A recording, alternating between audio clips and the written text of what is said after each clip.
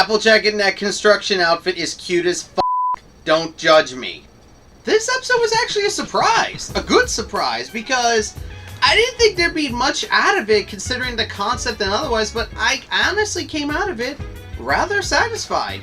So the episode pretty much begins with Rarity wanting to have a spa day with Applejack, but apparently all her chores at the farm and stuff is causing her to have little to no time, that Rarity and Applejack really haven't spent any quality time together. So basically, Applejack and Rarity decide to go to the spa with Twilight and Spike taking over the majority, well, just one chore. So this way, you know, Applejack and Rarity can have an hour at the spa. What basically happens that in the episode, we pretty much see that Applejack really finds some, you know, she finds something that's wrong in the spa, and then we get our little thing about the episode, how you get into a routine and then you don't notice problems that you have until you have an outsider's perspective bring it up, the said problem. I honestly kind of like this message because it's a message that can apply not only to a person's routine, but to their routine behavior. Because think about how someone behaves routinely. Maybe they think that how they behave is normal.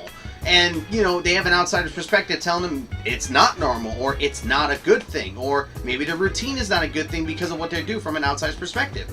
It's actually a really cool idea because it basically is, it kind of has like that kind of subliminal message of outside criticism, because maybe you do something in repetition but don't notice a problem that you have. But when you have an outsider perspective bringing up the problem and then you notice it, you're like, oh, I did not see that.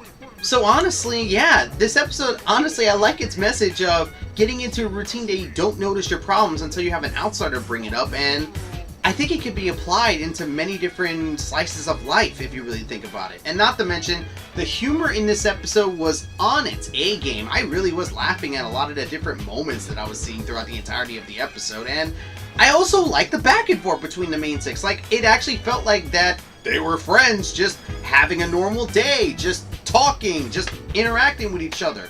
These are the kind of episodes I like watching from My Little Pony because it allows us to see these characters in an everyday sense rather than in a world-ending situation or life-threatening situation. I kind of like these episodes a lot more than I do those. So all in all, what do I think about this episode? This is a very good episode. I would say it's a good but a high good, and I might put this in my favorites category for season 6 because I could relate to this episode, and I honestly had a lot of enjoyment with the episode, to the point that I kind of want to watch it again. Like, I kind of want to watch it again to see if I missed anything or anything like that. So, all in all, this episode, yeah, this is a damn good episode. I kind of like it, and I would definitely recommend it. And that's my speed impressions on Applejack's Day Off.